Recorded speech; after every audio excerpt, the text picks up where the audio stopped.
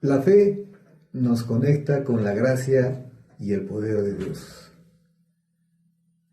Hoy domingo 26, los saludo en el precioso nombre de nuestro Señor Jesucristo, el autor y consumador de nuestra fe.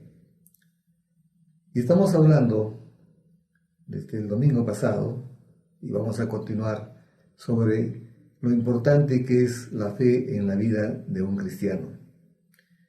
Hoy vamos a profundizar mucho más en lo que es la fe, pero antes vamos a orar. Padre, te damos gracias en el nombre precioso de nuestro Señor Jesucristo,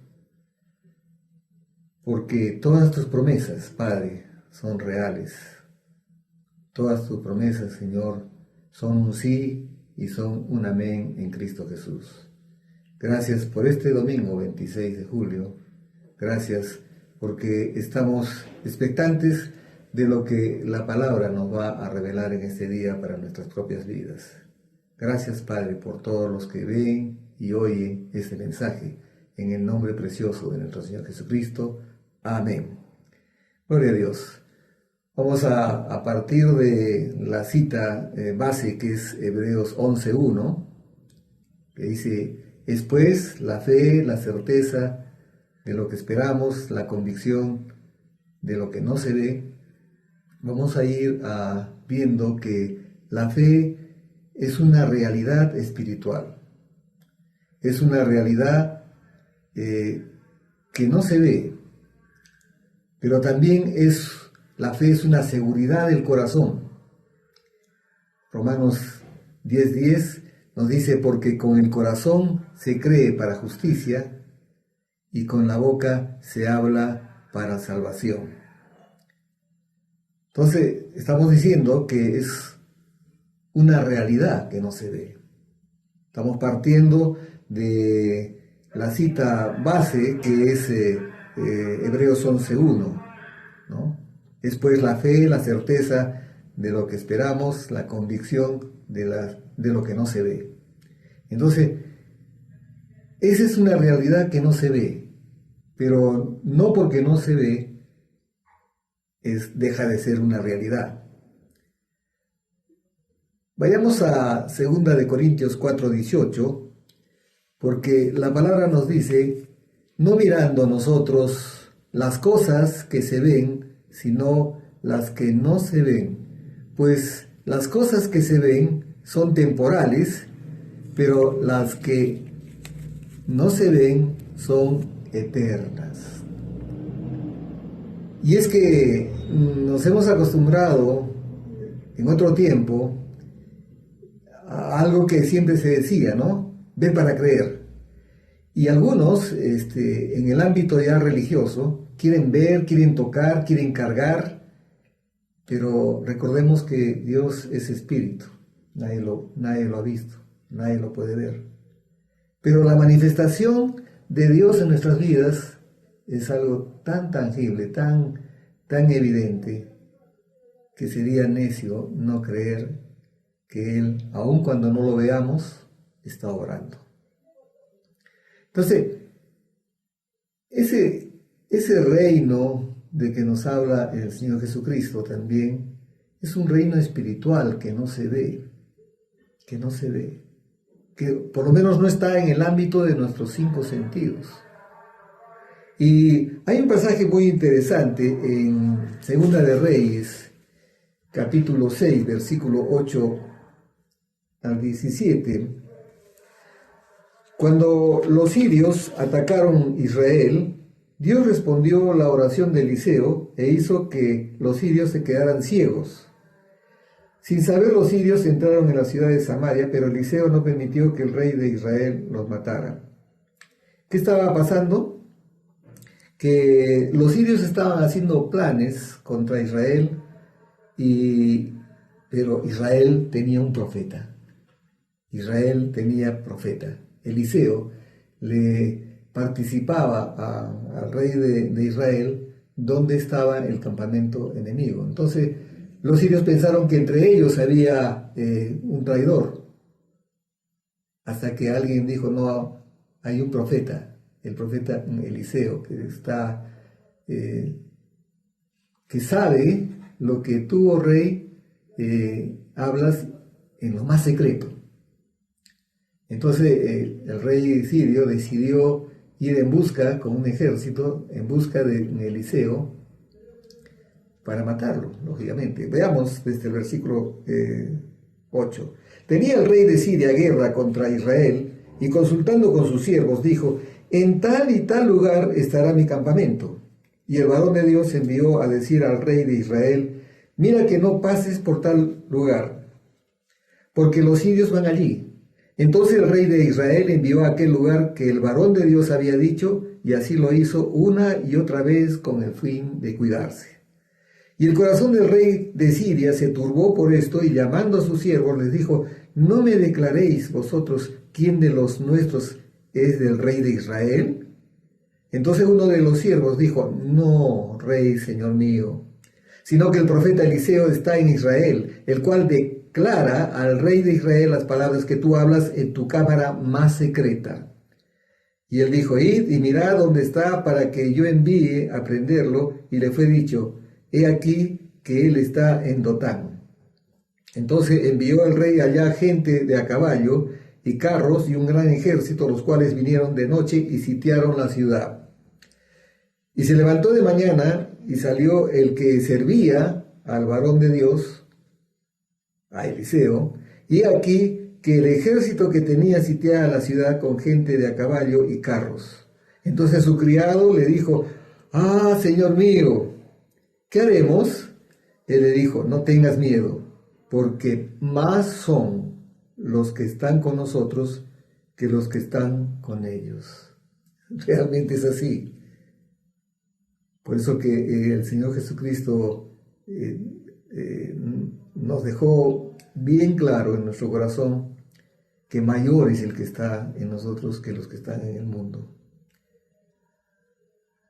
Y oró Eliseo y dijo: te ruego, oh Señor, que abra sus ojos, los ojos del siervo, por supuesto, para que vea. Entonces el Señor abrió los ojos del criado y miró, y he aquí que el monte estaba lleno de gente de a caballo y de carros de fuego alrededor de Eliseo. Entonces eran más los que estaban con Eliseo que los que estaban con el ejército sirio. Y es que esa es una realidad. Si Dios es por nosotros, dice la palabra en Romanos, ¿quién podrá estar contra nosotros?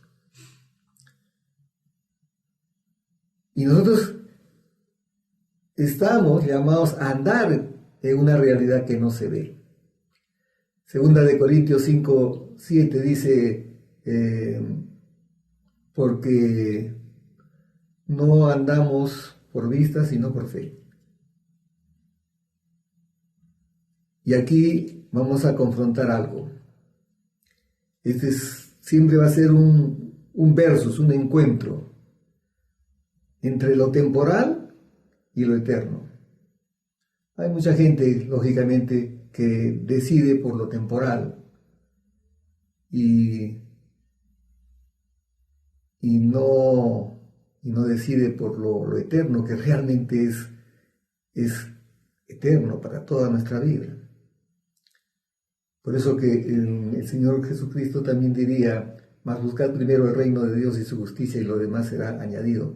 Mucho afán ponemos por las cosas temporales, por las cosas que ahora están y mañana ya no. Y le decía a un hermano mío que este tiempo ya es un tiempo que debe estar solamente dedicado a buscar a Dios todos los días, todas las horas, todos los minutos, todos los segundos. Vamos a seguir trabajando, vamos a seguir seguramente estudiando y comprando cosas, pero nuestro enfoque principal, nuestra atención debe estar en lo eterno. Abraham decidió andar por fe, y vemos en Romanos 4:17, 21, Romanos 4:17, 21, El Señor le había prometido un hijo cuando Abraham tenía 75 años y él tuvo que esperar 25 años para tener esa promesa, y esa promesa se cumplió. Entonces, Romanos 4, 17, 21 dice: como está escrito, te he puesto por padre de muchas gentes. Eso le dijo a Abraham. Primero que Abraham era sin H, Abraham. Y se lo cambió el nombre por Abraham, que es padre de multitudes. Y él podría haber dicho, pero yo no tengo ni un solo hijo. Pero sin embargo, Dios llama las cosas que no son como si fuesen. Entonces, le dice: como está escrito, te he puesto por padre de muchas gentes delante de Dios, quien creyó, el cual da vida a los muertos y llama a las cosas que no son como si fuesen.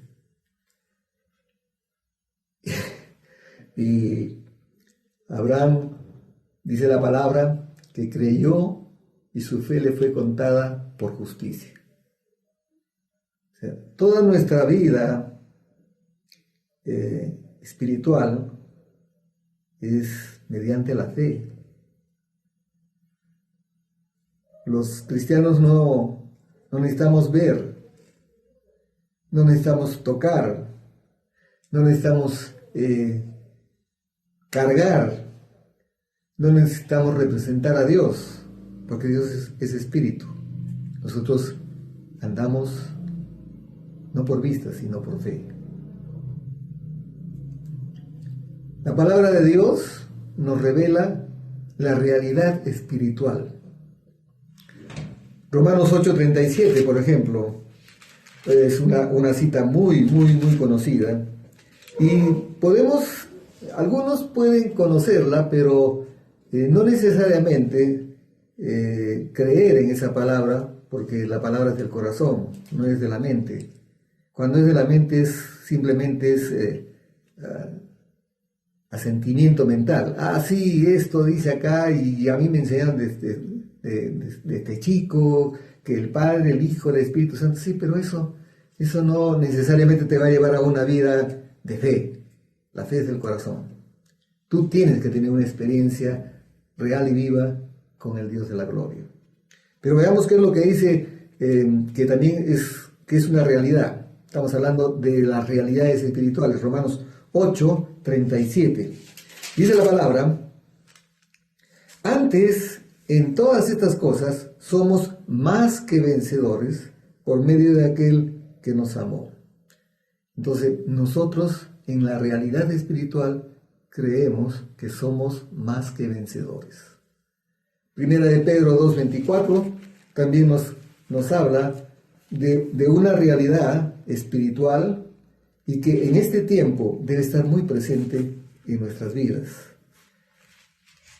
Jesucristo ya cargó con nuestros pecados, con nuestras dolencias, y por sus llagas hemos sido sanados. Esa es una verdad, es una realidad espiritual. Primera de Pedro 2:24 nos dice: quien llevó él mismo nuestros pecados en su cuerpo sobre el madero, para que nosotros, estando muertos a los pecados, vivamos a la justicia, y por cuya herida fuisteis sanados. Y Primera de Juan 3:1 también nos muestra una realidad espiritual. Y cuando hablamos de realidad, viene la palabra real, es cierto, es verdadero. Primera de Juan 3:1 dice: mirad cuál amor nos ha dado el Padre para que seamos llamados hijos de Dios. Por esto el mundo no nos conoce, porque no lo conoció a Él. Somos hijos de Dios. Y cuando el mundo escucha esto, hasta se pueden reír, ¿no? Sí, se cree hijo de Dios. Pero la palabra de Dios, que es una realidad espiritual, y que la leemos, y que la creemos, y que la vivimos por fe, nos dice que somos hijos de Dios.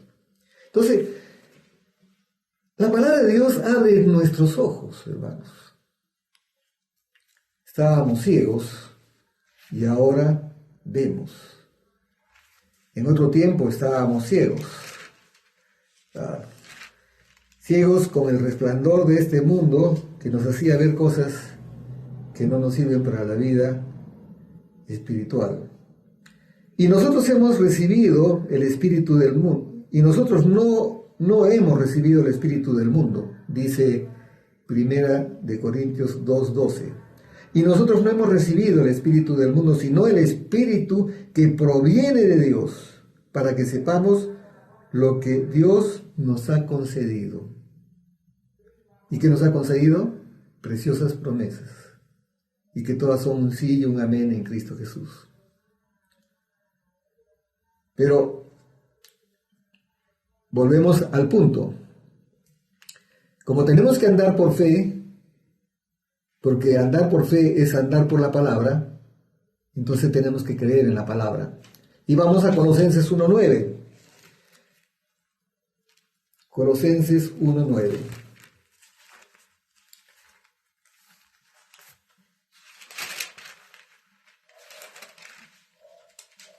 Dice la palabra: por lo cual también nosotros, desde el día que lo oímos, no cesamos de orar por vosotros y de pedir que seáis llenos del conocimiento de su voluntad en toda sabiduría e inteligencia espiritual.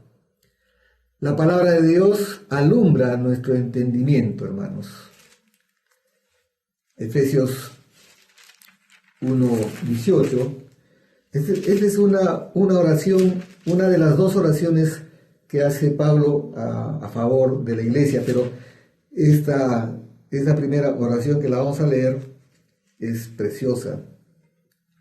Y la podemos leer desde el versículo 15. Dice: por esta causa también yo, habiendo oído de vuestra fe en el Señor Jesús y de vuestro amor para con todos los santos, no ceso de dar gracias por vosotros, haciendo memoria de vosotros en mis oraciones, para que el Dios de nuestro Señor Jesucristo, el Padre de gloria, os dé espíritu de sabiduría y de revelación en el conocimiento de Él, alumbrando los ojos de vuestro entendimiento, para que sepáis cuál es la esperanza a que Él os ha llamado y cuáles las riquezas de la gloria de su herencia en los santos. Pablo, en estas dos citas, Colosenses 1:9 y Efesios 1:18, oró para que se abran los ojos de todos los que habían escuchado el mensaje de salvación de parte de Él, aún por todos aquellos que eran sus discípulos. Porque la revelación, hermanos, es continua pero progresiva. Hoy día tenemos más luz que la que tuvimos ayer y mañana tendremos más luz de la que tenemos hoy día. Los creyentes agradamos a Dios con nuestra fe. Ya lo vimos, ¿no? Sin fe es imposible agradar a Dios. Pero lo contrario a la fe es la incredulidad. Y hay un ejemplo muy claro, la incredulidad de Tomás, el discípulo del Señor Jesús, que no creyó que había resucitado el Maestro. Entonces vemos en Juan 20, 24, 29, dice: pero Tomás, uno de los 12, llamado Dídimo o gemelo, no estaba con ellos cuando Jesús vino. Le dijeron pues los otros discípulos: al Señor hemos visto. Él les dijo: si no viere en sus manos la señal de los clavos, y metiere mi dedo en el lugar de los clavos, y metiere mi mano en su costado, no creeré. Ver para creer, ¿no es cierto? Eso lo hemos oído muchísimas veces. Entonces no es nuevo. 8 días después estaban otra vez sus discípulos dentro, y con ellos Tomás. Llegó Jesús estando las puertas cerradas, y se puso en medio y les dijo: paz a vosotros. Luego dijo a Tomás: pon aquí tu dedo y mira mis manos, y acerca tu mano y métela en mi costado. Y no seas incrédulo, sino creyente. No seas incrédulo, sino creyente. Entonces Tomás respondió y le dijo algo que lo hemos escuchado muchas veces: Señor mío y Dios mío. Jesús le dijo: porque me has visto, Tomás, creíste. Y miren qué es lo que nos dice a nosotros: bienaventurados los que no vieron y creyeron. Así que no necesitamos ver, hermanos. Nosotros no caminamos por vista, caminamos por fe. Y tenemos un ejemplo más, el ejemplo de la Virgen María.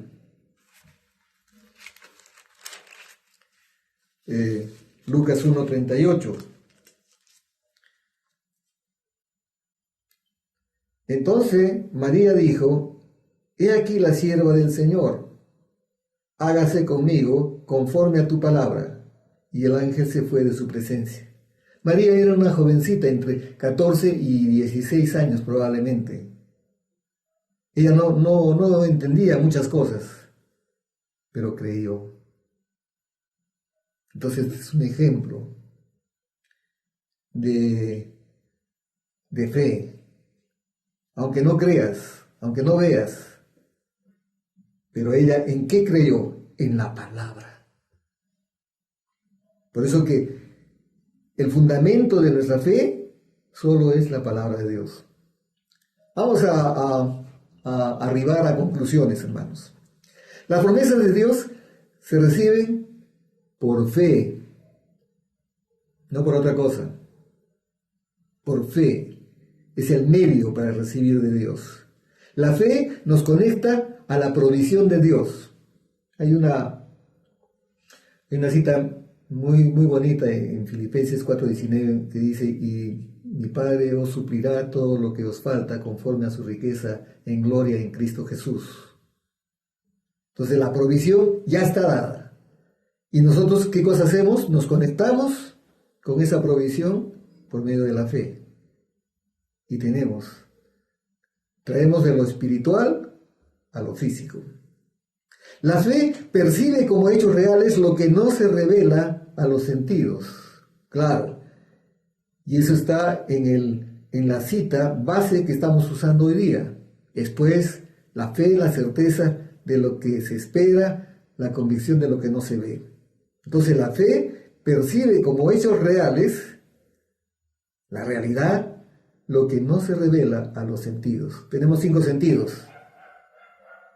Pero si nos vamos a guiar solamente por los 5 sentidos, entonces no vamos a tener nunca una vida espiritual plena. Amén, hermanos. Y vamos a ver la última cita, y vamos a ver que esta es la fe bíblica, la que nos dejó enseñado nuestro Señor Jesucristo.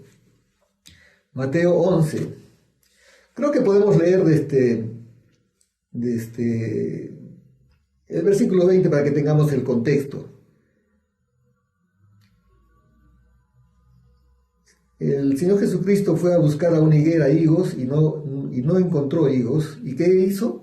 Maldijo esa higuera. Al día siguiente, ¿no? ¿Qué es lo que pasó? Y pasando por la mañana vieron que la higuera se había secado desde las raíces. Entonces Pedro, acordándose, le dijo: Maestro, mira, la higuera que maldijiste se ha secado. Y miren la respuesta que dice el Señor Jesús. Respondiendo Jesús le dijo: tened fe en Dios. Ya dijimos que la traducción correcta es tener la fe de Dios. Y eso es lo que hizo el Señor Jesucristo. Esa higuera no volvió a dar fruto jamás. Y esa es una comparación también con los que no aceptan a Jesucristo como su único Señor y suficiente Salvador. No creen que su obra terminada en la cruz es más que suficiente. Nosotros no logramos la salvación por obras, sino solamente por creer en Jesucristo y en su obra terminada en la cruz. Entonces dice: tened fe en Dios, porque de cierto os digo que cualquiera que dijere a este monte, cualquiera, quítate y échate en el mar, y no dudare en su corazón, si no creyere que será hecho lo que diga, le será hecho. Por tanto, os digo que todo lo que pidiereis orando, creed que lo recibiréis y os vendrá. Ya hemos visto también en 1 de Juan, capítulo 5, versículo 14 hacia adelante, que todo lo que pidamos en oración conforme a la voluntad de Dios, Él lo oirá y si lo oye, lo hará. Entonces, tenemos seguridad. La fe es seguridad, la fe es confianza, la fe es certeza, la fe es convicción. No podemos fallar. La fe no falla. Vamos a orar. Gracias, Padre, te damos en el precioso nombre de nuestro Señor Jesucristo. Gracias por esta mañana. Gracias por este día, Padre amado. Hoy hemos vuelto a tratar el asunto de la fe porque la fe cristiana es la que debe prevalecer en este tiempo. La fe en un Dios vivo, la fe en un Señor que dio su vida por nosotros. Gracias, Padre amado, en el precioso nombre de nuestro Señor Jesucristo. Y todos decimos, amén, aleluya, amén. Que tengan un domingo glorioso y una semana sobrenatural. Cuídense, por favor.